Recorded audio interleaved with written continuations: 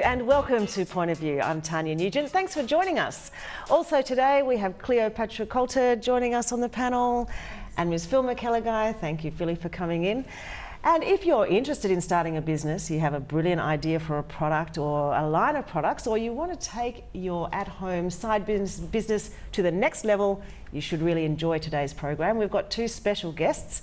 Ian Hetri, who is the founder of LinkPad Media, an online creative agency based in Port Moresby. He's also the founder of Brand for Profit, a Facebook group that educates startup founders on the importance of branding and offers free tips and tools as well. Welcome, Ian. Thanks for joining us on Point of View. My pleasure.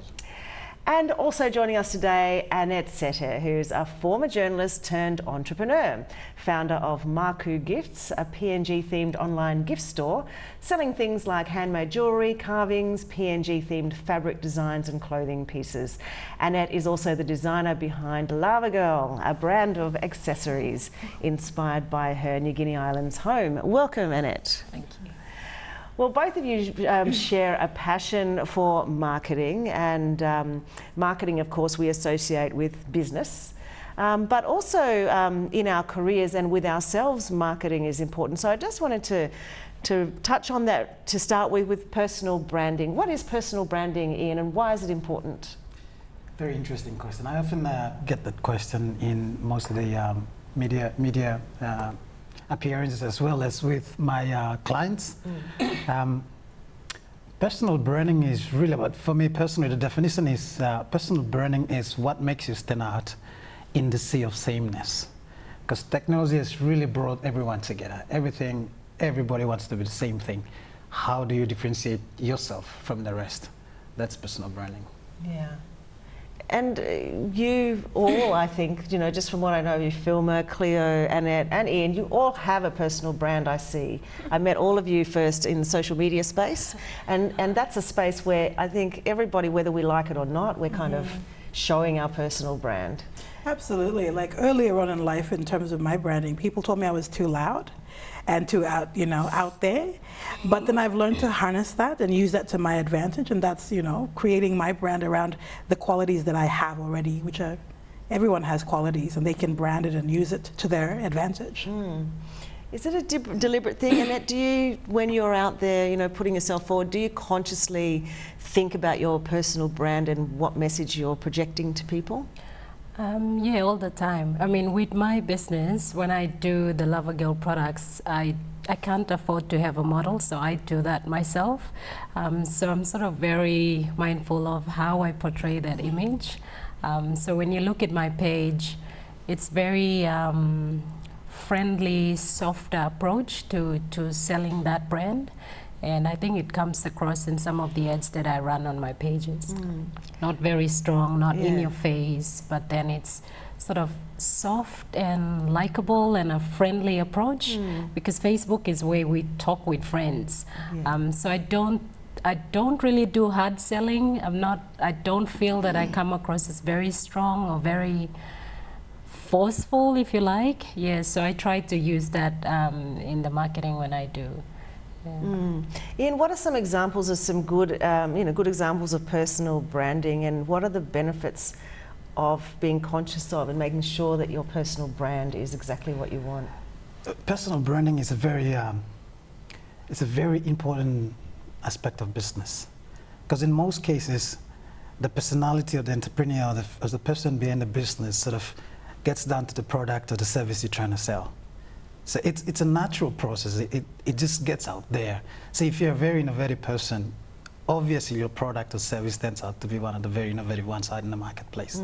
If you're on the face, like Annette was saying, or if you're soft and gentle, eventually it shows in your product. I mean, if you look at Steve Jobs, he's a very intense person when it comes to it. It's very innovative, very intense, and it's very precise on how he designs the Apple products. And if you look at it, the personality of the entrepreneur behind the brand gradually gets down to the product or service.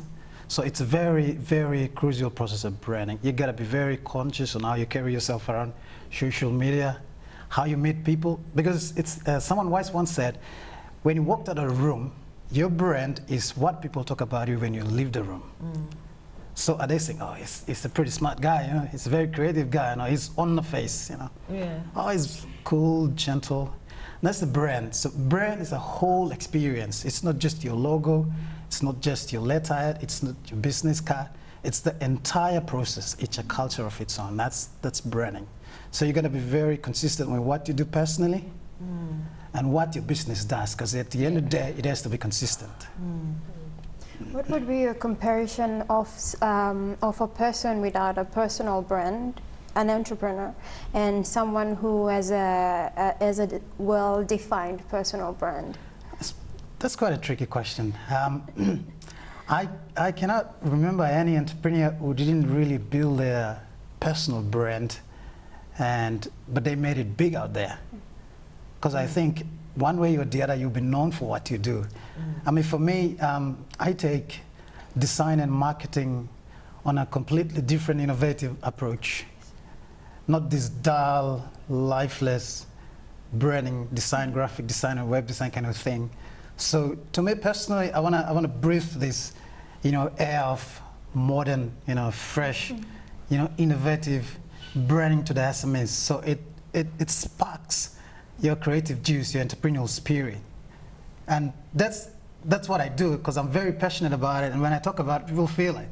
And I get invited to talk in media interviews like this. I talk about it, and people feel it.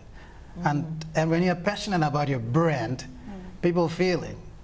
It's a very contagious thing when you're passionate about it, your product. People love it. People love to work with people who are passionate about what they do, not just dull, boring people. That's not entrepreneurship. Yeah. I mean, if you don't believe in your own brand, then how the hell are you gonna sell it? Like, seriously. That'll be a big issue for you if you don't believe in what you do or your own brand. And at the end of the day too, is what you were saying, it's like, it comes down to people. Like, you might have a product and it might be a company name, but at the end of the day, people are going to engage with people. And if they, if you leave that impression of them going, I want to do business with that guy, I want to work with that person, let's sign up with them, or let's get them to. That's, and I also think on your question about personal, comparing someone who doesn't have a brand and who does, I think everybody inadvertently, whether we like it or not, we have a brand. It's whether that brand is a brand of a lazy, unhealthy, untidy, dirty, scruffy person. That's a brand still. Or whether you look like you're organised and you're slick and you're savvy. That's a brand. So very true. We've got to take a very quick break now, guys, but coming up, Ian is going to give us a little bit more insight into how the right branding can make your business boom, and Annette shares her journey from journalism to jewellery design. Quite a step. Stay with us, we'll be back soon.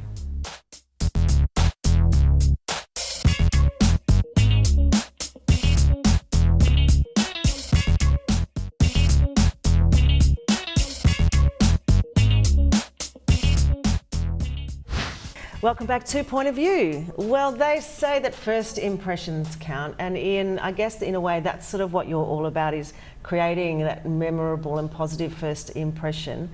Perhaps you could explain for us what the differences are between branding and marketing and how they work together. I want to go back to your first line. You said first impression counts, and that is the single most important sentence in the entire branding process. And branding is not about how flashy and glamorous you look to your customers. Branding is all about how you can be remembered and how memorable you appear in your client's mind. That's definitely the easiest, most simplest definition I can give you on branding. And a while ago I made a post on Facebook and it came out as a humor, but it's quite serious in the way I said it. Because when I look at the typical PNG logo, and I was saying, because I'm from Morobe, I'm from Morobe, I was saying the typical PNG logos are like this. Someone is sailing from Salamau Point to Voco Point on the boat. So you have a boat dinghy going across. You have the, be it sun or if it's moon going down, the sun rising up, they have the sun there, and you have 2 or 3 birds flying across, and you have a log floating across the sea. It's so you have a whole list of things there, and everything is confusing everybody. Will they remember the log? Will they remember the boat? Will they remember the speaker, the one who's running the boat, skipper, sorry? Yeah. Or will they remember the sea? Or the birds? Or who will they remember? I mean, what?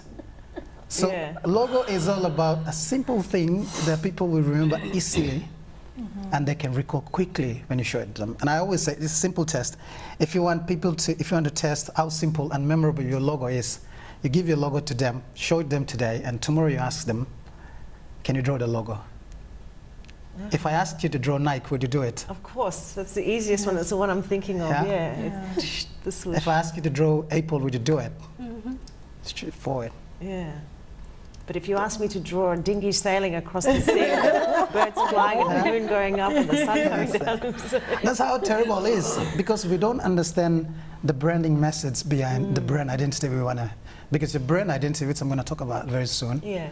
your brand identity portrays the brand message behind your entire branding. So that's your, like Annette was saying, is your business on the face, it's your brand on the face, or is it soft and gentle? So these are the things that your logo sort of portrays. Yeah. So back to your question between the difference between branding and marketing. Yeah. I made a post yesterday on Facebook, and Lorna McPherson, right? Yes, This global head of yeah. she made a comment on in response to what I posted yesterday, and which is quite true, because I was focusing on branding, and she said, no, branding comes under marketing. So if you look at it, branding is a component of the entire marketing plan of the business. Yeah. So you have a marketing strategy there, and in your marketing strategy, you have a branding strategy inside. Yeah.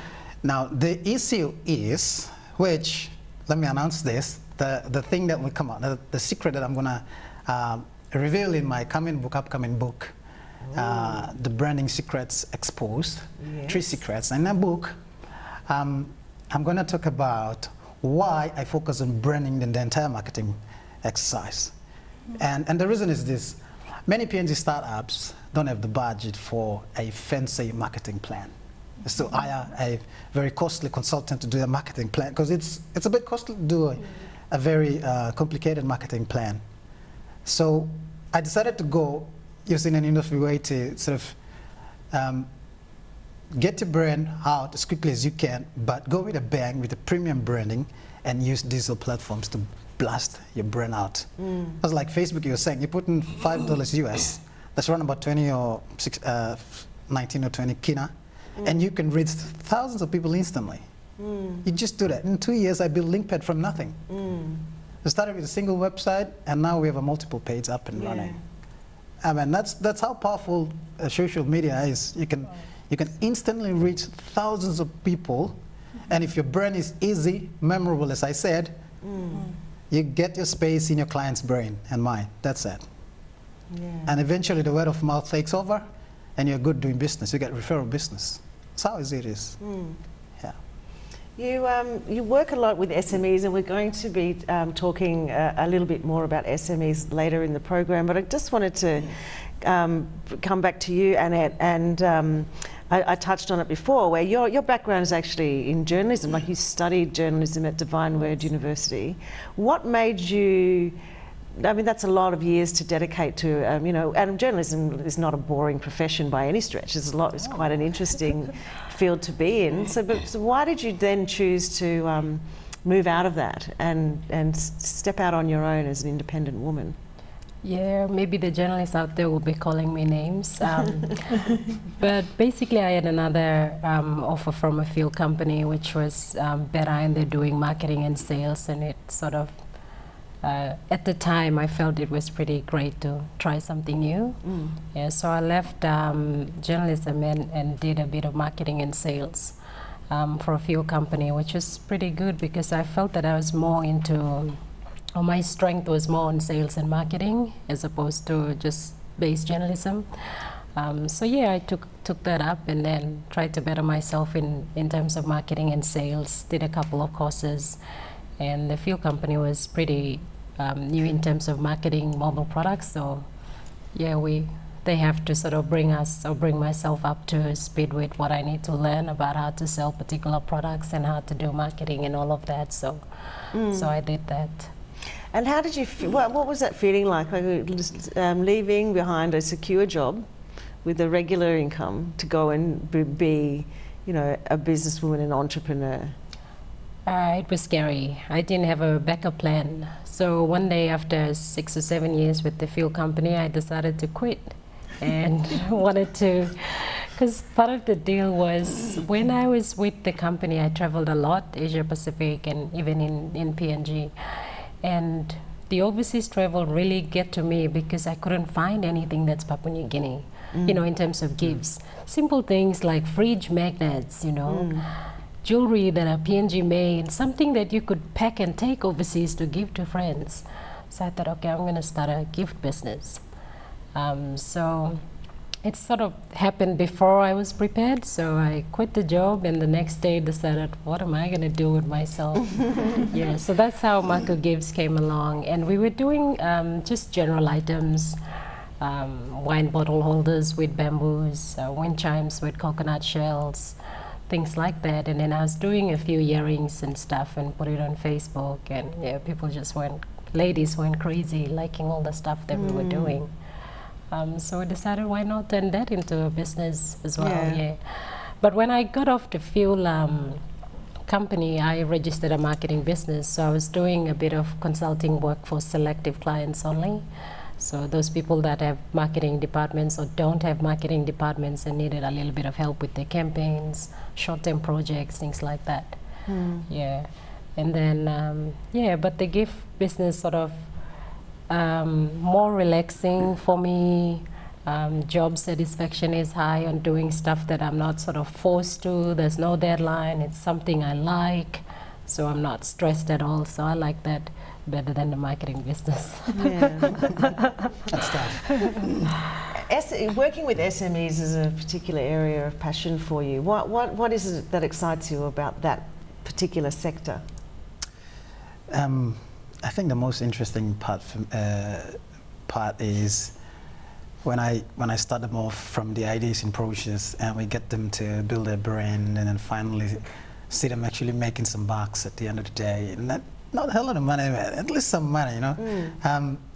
And then you can see the satisfaction from their face every time you meet them. You walk into Vision City and say, hey, I mean, I'm so happy I've started this thing and it's going really well and I'm trying to scale up my business and all those things. I mean, that's the best part of what I do. And I see, because every time I walk across the street, I see people struggling. And I see many people want to do great changes. They want to get into politics. And they want to become the open member, they want to become the regional member, they want to become the prime minister to change the country. To me, that's rubbish. Seriously. Yeah. If all of us did something, a little thing every day to change this country, we're going to have a greater impact than everyone put together trying to be a politician and change the country. That is not really innovation at all.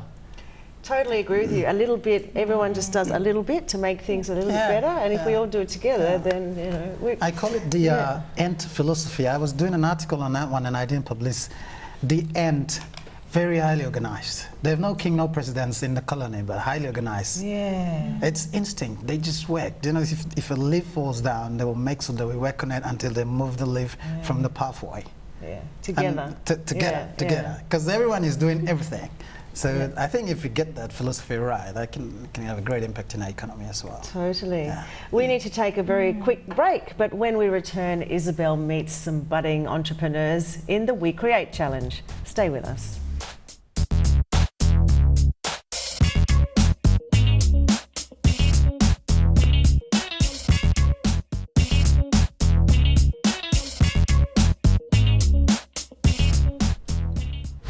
Welcome back to Point of View. The enormous potential for women to shine in SMEs in PNG is gaining increasing recognition, and we're starting to see a lot of support targeting and encouraging women to start up their own businesses. The We Create Challenge is a great concept, and there's also the Kumul Game Changers. Ian, you've been involved in some of these startup competitions as a mentor. Just explain how they work and what sort of things that you do. There were two of those participants from We Create Challenge that came to me. As usual, the first thing was they didn't really understand their brand message, the brand message they're trying to portray, and they had a very poor brand identity. So we worked on, I actually sat with them, did consultation on their brand message and their brand identity, and we went down to design their logo. and their product labels and stuff. And one made the final. I can mention Yes, I of Make course. Production. They made the finals, which I'm quite thrilled with that. I also helped her through a pitching. So Yes. she had to pitch, do an elevator pitch to the judges, and quite impressive. I heard from some folks who were there. It's quite impressive, and we're happy that she made it through. And for We Create Challenge, I also run one-on-one sessions on startup strategies and how to brand and do your marketing. And several guys came to me before they sent their pitch into Kumo Game Change program. And I pretty much refined their business model through what I call the lean canvas model. We put the idea through 9 segments in the canvas, and we tear apart your business idea to see the viability of your business. And we did that, and 4 came out very successful. They called me very excited. They said, hey, we made it through Kumo Game Change. And I said, good. 2 didn't make it through, so I said, okay. They were really quite worried about it, and I said, okay, I'm going to blast you through the mainstream media, so that's what we did. One got an interview with ABC, one got an interview with FM 100. So that's pretty much what I do. I build a brand, I create a buzz, and get it out there in the marketplace and try to make some bucks. Help people make money. Yeah, and at the end of the day, that's the thing. Well, we're going to meet some budding business women now. Isabel Juma caught up with some of the participants who had that great experience of going through the We Create Challenge. Let's hear what their experience was like. Thank you, Tania. Well, the We Create Challenge is a national entrepreneurship training and accelerator program that provides emerging female entrepreneurs with the resources, connections, and skills they need to establish a successful business in their local communities. And I thought it'd be great if we could chat with some of the participants about their business and what the We Create Challenge is all about. Hi, my name is Philma and and my business is Tonowu Communications, which basically is joyful communications. We are your one-stop shop for all your communications needs. We want to give voice to your story. My name is Susan Bakani, and my innovative business is Artists and Culture PNG. Hi, my name is Christine Amewa. My company is called I Make Productions. We have the best baby oil in town, so look no further but call us. We could be the next Johnson & Johnson in Papua New Guinea. My business is basically a one-stop shop for anyone's communications needs. So it's basically a communications house. My business is taking the street selling of artifacts onto the online marketing platform. So we're actually bringing on all our unique cultural products, bringing them into the online market, creating market value and demand for all our PNG cultural products through the online platform. Well, the reason or the why behind why I wanted to start up this business was basically I used to be the program officer for The Voice Inc. and for a few years, or basically all my life, I've loved working with young people. And working at the different universities, I noticed that young people had the desire to actually work and pay their own way through school, but they didn't have that opportunity. So I said, if there was anyone who could start a business to give young people the opportunity to work part-time, pay for their tuition, and even afford small things like printing or their assignments or buying flip-flops, the business or that person who would start that business would be me. And if I could be a voice for them to other businesses, that person would be me. That's the basic reason why I started my business. I wanted to start up this business. It's something that I've always thought about, but I did not really have the avenue where I could trial it.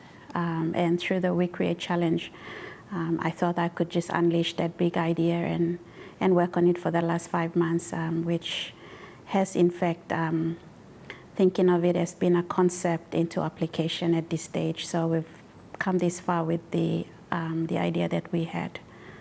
I wanted to start my business because of my own personal experience with my daughter. She's 11 months old now, and when I had her, I mean, with the tropic, the heat and rashes and everything, and it's uncomfortable seeing a child crying and the mother doesn't get, you're getting stressed out because your child is uncomfortable. So I said, if I can do something that's organic and is healthy and can relieve the pain less than 24 hours, then it's good for mothers because then we can rest well and rest assured that the child is getting better. So pretty much it was my own personal experience, and I wanted to try it on my daughter. I signed up for the We Create Challenge because it was just a challenge, a competition. I was like, do I have what it takes to enter this competition? I was like, yeah, totally. I could just fill out this form and that's probably it. But little did I know that there was so many things involved, such as pitching, such as, a business proposal, such as a cash flow, all these great, amazing things that I learned through this We Create journey. Well, that's all the time we have for on Street View. It's time to head back to the panel for more discussion. Thanks, Izzy, and we look forward to seeing some of those amazing startup business ideas really take off. We've got to take a quick break now, but next, the impact and the benefits of technologies, new technologies, online technologies for growing your business. That's next.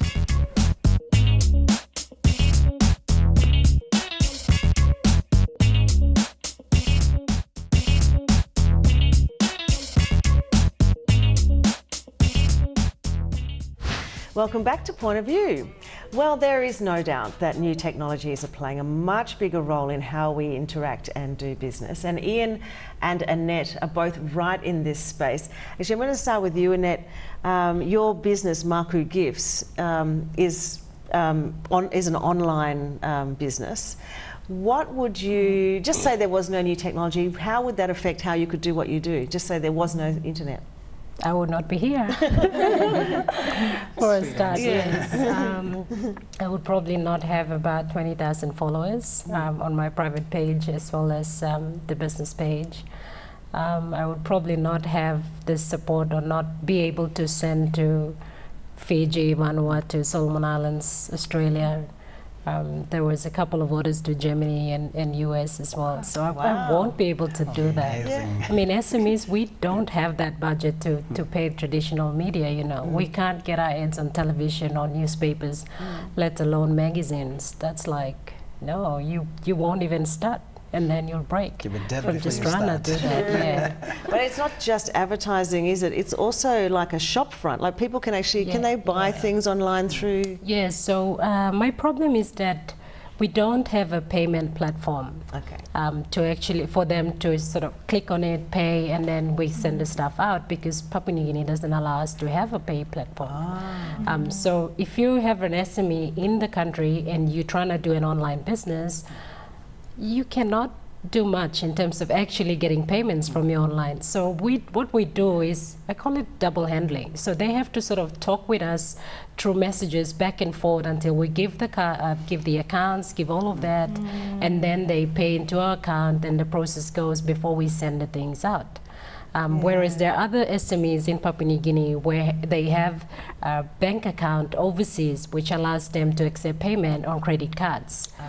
So I need to get myself an account somewhere outside of PNG to be able to do that. So I'm wondering if I'm struggling with a pay platform, how many other SMEs that are trying to have online businesses are also struggling with that. So in terms of marketing, in terms of branding, we're really getting our brand out there. There's a lot of marketing happening, but the actual payment, sales is not happening. We can do PayPal. The money, yes. Yeah, we can do PayPal, but the money sits in your PayPal account. You can't access that funds, so you sort of can use it to purchase things again, but to actually feel and touch and get that cash and pay for other things in the country, you can't do that. So that's our current issue, like with especially trying to use technology and to actually get payments done in country. Ian, do you know why that is? What the reason for that? That seems like an extraordinary barrier for online e-commerce. I want to be very optimistic about it because the last BSP conference I attended, e-commerce conference I attended, I was invited to attend. I like the way the finance and the tech industry simultaneously moving together. And yes, there's the real challenge of payment platforms integration on your online platforms where you can get the payments done. There's a challenge now we have at hand. But given the situation that the banks and the tech industry in the country are moving together, I'm very optimistic that there will be some improvements in the way we do the payment.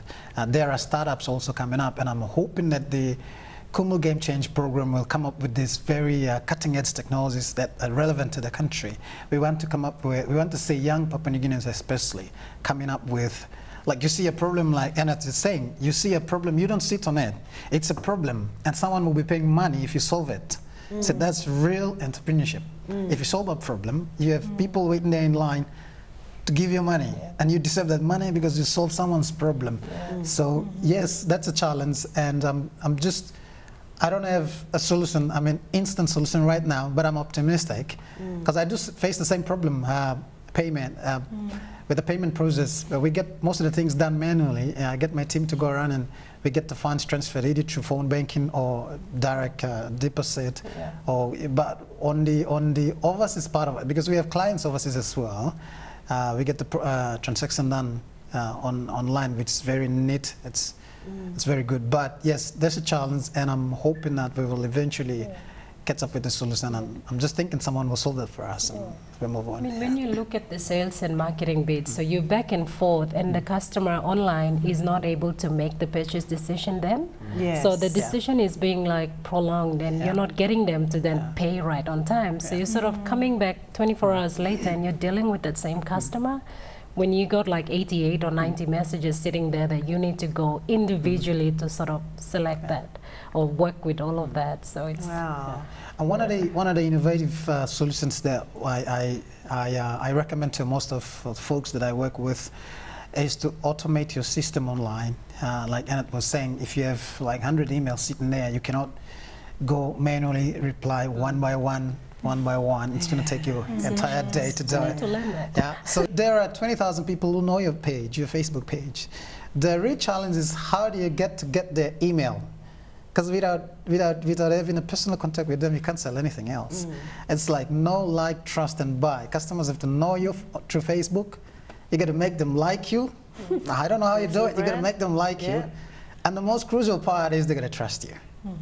That's branding comes in. That's the experience you give. Once they trust you, they're going to put their fingers into their pocket, pull out the wallet, you're good to go. And at the end of the day, payment process is the most important part. That's a challenge now. It has to happen so fast.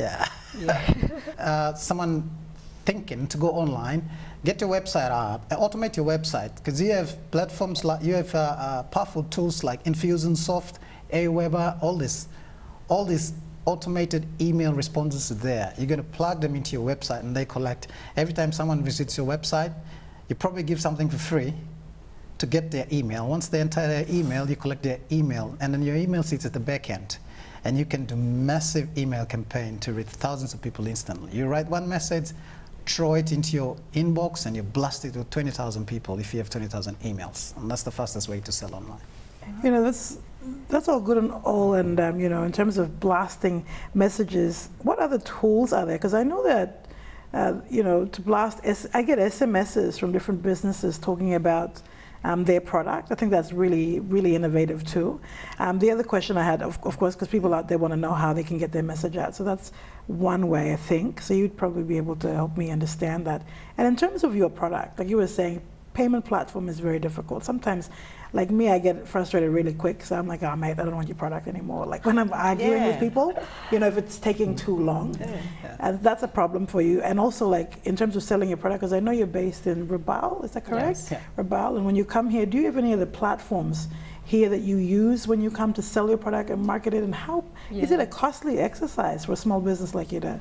Yeah, so with my gifts or products, what we found that we have issues with the current arrangement where we need to ship it out of Rabaul, and so it's like a two-stop. You come to Mosby, and then your package gets sent back to Kimby, which is like next door, but it still have to come to Mosby. So we're now working at having a center or base in Mosby, but currently because Mosby's, you know, everything happened in Mosby, everybody buys, everybody want to dress up in Mosby. So we've now gone into Wanta Clothing, so they can purchase our stuff there, and then through Kimiko Ivy at the Jackson's International Airport for those traveling. And we have similar arrangements with, we're trying to build one in Alatau, and we have a similar arrangement with Madang, but it's more on an agent base. Based in, But in Kokopo, we operate, or we sell out at Gazelle International Hotel, where I have a gift shop front, and we also resell through Bilas Hotspot, which is a local reseller in Kokopo. Okay. Yeah, so it's just finding issues with how we distribute and trying to see how best we could correct some of that and make some money. Yes. How useful is your experience in journalism and marketing proven to be in your business? Yeah, it's been really great. I mean, when we send in stuff to the media guys, they're always happy to help. And when they see something that's original, that's, you know, ticking all the right boxes, working with women, youth, trying to do something in SME sector, trying to do something that's Papua New Guinea made. So we're sort of ticking all the boxes. So I get requests from people to do a little story, or whenever they see a picture, they want to, you know, take that picture and put it there. I'm sort of really heavily involved in my charity work with Katim Nalivim, which is a charity that I'm close to my heart. So I help a lot as well. So when people see those things, again, it comes back to personal branding. So they sort of tick, tick, tick, tick, tick. Okay, we want to help that person. And if there's any no there, I'd love to know, because that works so fast. Correct that as well. And the other question I had, though, too, for you is that not everyone has access to social media. You know, there are women out there struggling to make ends meet. And what other kind of platform can women use out there to blast their message to the rest of the country? I had this problem last month. I went down to, I'm not going to hide anything. I went down to Women Business Resource Center in Waigani. And to be very honest with the viewers, it's a sad scenario out there, because I'm a son to a mother. And going down there and seeing the mothers there, and I look at the traffic, being a marketing guy, and I look at the foot traffic going through and fro, in and out of the center, I can quickly work out how much is generated in a day. So because you're trying to, in a marketing situation, you're actually trying to translate traffic into money. Cash. Traffic is just anything. The most important thing is you translate that traffic into money, either online traffic or offline traffic. So I stood there for like 2 hours, and it's a sad situation, because I see maybe 20, 30 people walk in and out, and out of the 20, 30, maybe 1 or 2 buy, or none at all. So in the marketing scenario, you want to get to reach many people as you can, because in that probably 1%, 2%, 10% will convert to actual buyers. That means probabilities are low. You got to reach as many people as you can to maximize your chance of getting that 1 kina or 2 kina from traffic to cash. So I was there in such a situation. I made a call on Facebook, and the post almost went viral, attracting a good governor to come and make a governor of NCD to come and make a comment. And obviously nothing is really happening there. Back to your question, because these are mothers who are not tech savvy. And I don't want to be very negative on this. It's okay to be not tech savvy, but obviously living in Mosby, they will have kids who are tech savvy. Trust me, this is 21st century. Anybody born after me will be tech savvy. And they've gone to schools in town, will have a smartphone, they're tech savvy. Now the idea is for those in positions of authority to work together with these mothers, people who are struggling, and link them up with kids who are tech savvy and smart. We need to find a way to get these highly energetic, creative people who know smartphone, who know technology, and marry them to those who really need it. That's genius. Ian, that's absolutely That's the genius. amazing point.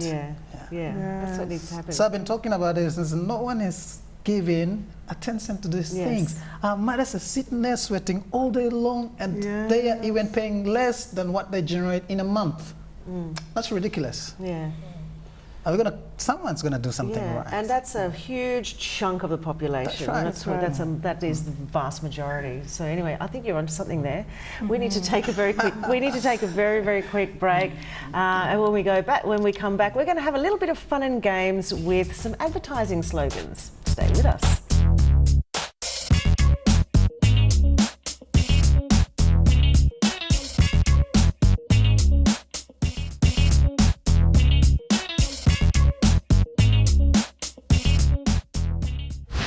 Welcome back to Point of View, everybody. So we've got a pretty clever and creative bunch here on the set today. So a little bit later on, we're going to be putting them to the test with a little bit of a slogan competition. But first, speaking of advertising slogans, we're going to do a little quiz with some of the most common advertising slogans. I'll say the slogan and you have to guess what that product is. Advertising slogans, of course, can make a huge difference to a brand.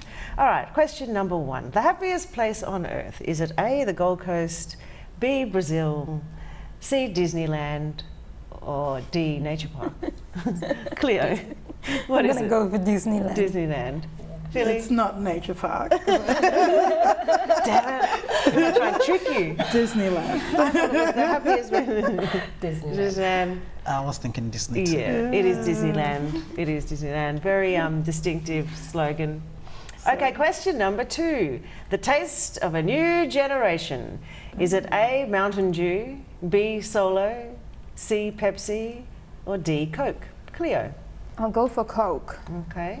Philly? I don't know this one. I'll go for Mountain Dew. Yeah, I'm thinking Coke as well. Okay. Ian? Yeah, it's got to be Coke. It's actually Pepsi. Oh. Really? Now, see, I know this because I'm older than all of you. Because I saw people. that new advert coming up. There's Taste of a new generation. okay. Okay, this one, come on, this one has to be easy. Oh, what a feeling. Is it A, Isuzu, B, Toyota, C, Mazda, or D, Ford? Cleo? It's Toyota. Highlanders. Cruiser country. Yeah. Oh wow! I just stopped watching MTV. To be very honest, I haven't seen that. I know I've seen that advert for a long time, but I thought I don't know. I go with Philly. It's Toyota. Yeah. Yes, it is. They should actually, Toyota should come up with the slogan Cruiser Country. That's right. Yeah, As for the well. beginning market. Okay, this one, come on, everybody knows this. Number 4, just do it. Is it A, Nike, B, Adidas, C, Reebok, or D, Goodyear? Definitely Nike. Yes, Nike. Nike. We say No, I'm just do it. thinking it should be a PNG brand. Nike. What's our PNG footwear brand? We don't have one. We don't have one, I think. So someone's going to do it soon. It is Nike. Just do it. Very, very famous. Very simple. One of the most. It's in the. They actually have a thing called the Slogan Hall of Fame, and that one's in there. Okay. Question number 5. Finger licking good. Is it A, McDonald's, B, Burger King, C, Kentucky Fried Chicken, or D, Big Rooster? Oh. Cleo? I'll go for KFC. Philly? Yes, I'm hungry now. KFC. Oh my gosh. Yes. KFC. Yes. Ian? I'm confused. It's KFC. It's KFC. And I did all of that just so that I could tell you this slogan. This is a slogan, it's an old slogan, and the slogan is, if your grandfather hadn't worn it, you wouldn't exist. What is the product? Is it A, Degree, which is a kind of spray, Secret, which is another kind of spray, deodorant spray, Mitchum, which is also another kind of deodorant spray, or D, Old Spice. So these are all different men's, spray. If your grandfather hadn't worn it, you wouldn't exist. Which one was it? What's the brand? I wouldn't know. I'll go for Old Spice. I'll go for Old Spice because I love their Terry Crews ads. Oh look my at him, gosh. look at me, Yeah, look at him, look at me. Yeah, I think I'll go with Old Spice as well. Yeah, I thought it was Secret. It's actually Old Spice. It's Oh. one of the oldest Old Spices. I love the Old Spice commercials. They're provocative, so I thought it would be them. I like it. Look at him. Look at me. Now back. Look at me. Look at him. Now back to me. It's gonna me. look like me. The man your man could smell like. I'd buy that down. We're like, man, wear that. And then it just crossed over to the horse. The last part. Okay, so they are some funny actual slogans that are really famous. But I went online and found some really quite inappropriate funny slogans as well that I thought I'd share with you. I don't know how good these will work for these people's businesses. But here's one from Creston Valley Meats, who are a slaughter and processing business. And their slogan is, these animals are just dying for you to taste them. That's clever. We've got this one from a martial arts company that does martial arts programs. And they say their slogan is building better kids, one punch at a time.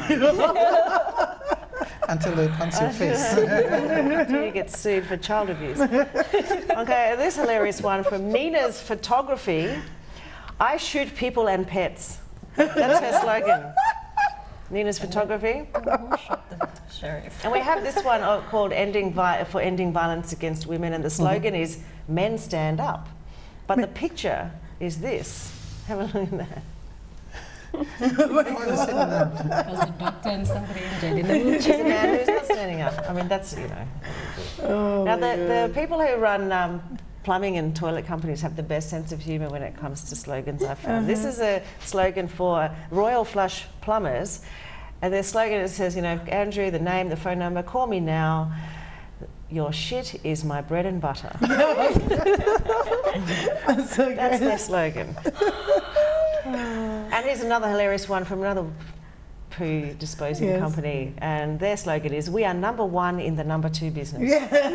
Like, wow. Number one, number two's being Poos. poo. And two more, there's a company, well, this is actually not really a slogan, but it's an air conditioning service, and the name of the company is called Stiff Nipples.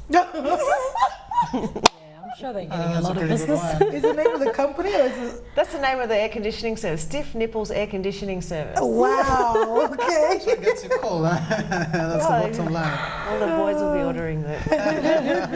And the final one, this great billboard which screams out at the top of its lungs, your wife is hot. And then underneath it says, better get the air conditioning fixed. So it's great. So slogans can be fun, you know. They can be. And I think particularly the people in the waste disposal toilet business typically haven't had a great sense of humour. Yeah, you gotta have humour in that What's the niche. poo you have? The poo industry. doctor. The poo Poo doctor. doctor. Really? Yeah. That's new. Original. Okay, so now I'm going to set you guys a slogan challenge that we're going to do in the break. Okay. So I'm going to give you a product. Yes. And when we come back from the break, I want you to each come up with a slogan for one of these products or both these products or one or both together or whatever. Your products that you are going to come up with the creative ideas for is buai Excellent. and lamb flaps. Wonderful. So after the break, PNG's my panel They're and my highly demanded. guests will be coming up with some great slogans for Papua New Guinea's favourite addictions, buai and lamb flaps. That's after the break. Stay with us.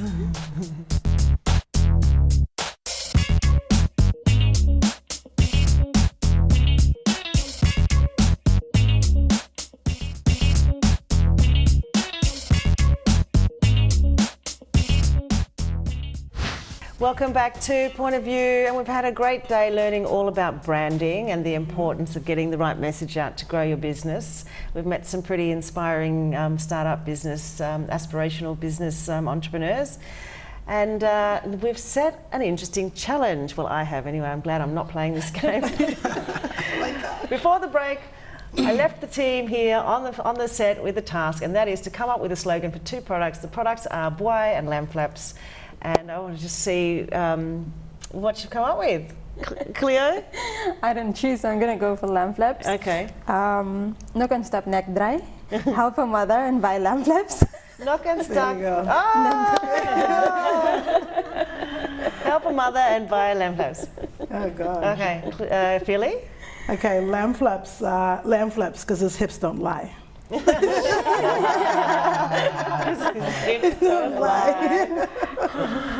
are cool. Okay, I don't chew, but I'll go with buai. If it's not buai, it's not natural. Yes. Typical PNG. Yeah, PNG. Okay, and Ian? I came up with a very short one. Juicy Nutty Chew. That's funny. So this is Juicy nut is something to do with the nut. Yeah. And you can choose. Yeah. Juicy nutty chew. That's super creative. That's super creative. Yeah.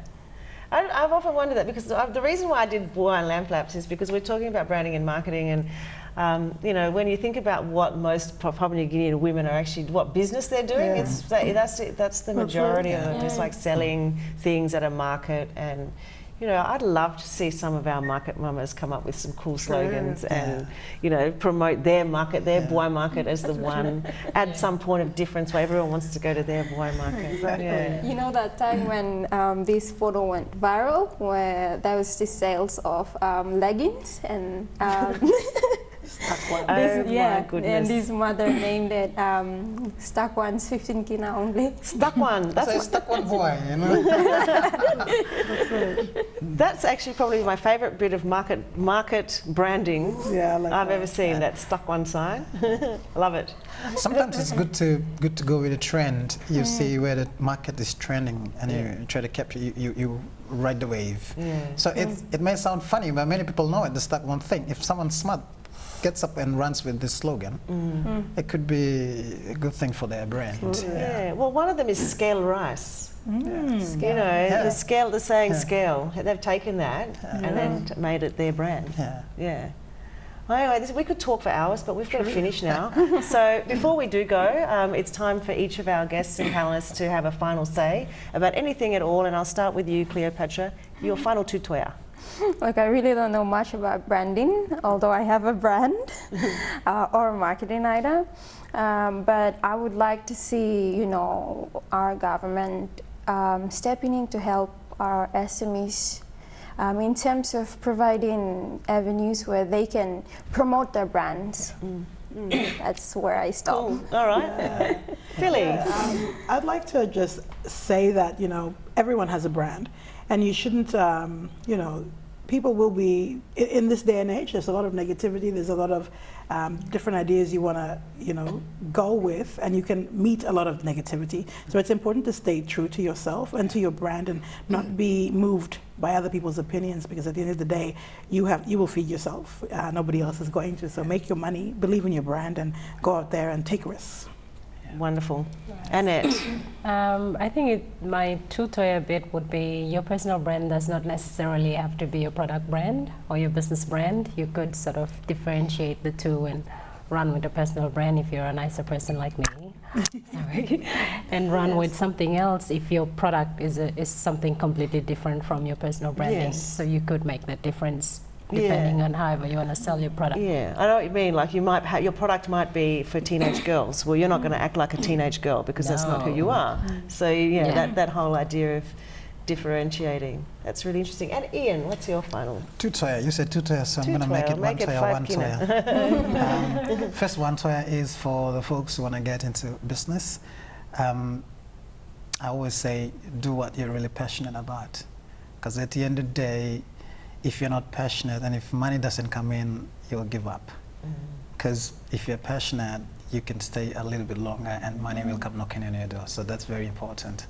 Because if you're not passionate, you're just forcing yourself to be in there, and customers are the first people to realize you're not really what you say you are. So being authentic is very important out there in the market. That's for folks who want to get into business. To our people in the top hours at the government is to create platforms that will help not only provide startup training, because you can start a business, any Tom, Dick and Harry can do that. Go down to IPA, register your business, get your certificate, go to IRC, get your tax done, go open a bank account. Anyone can do that. The challenge is how to effectively brand your product and take it to the marketplace.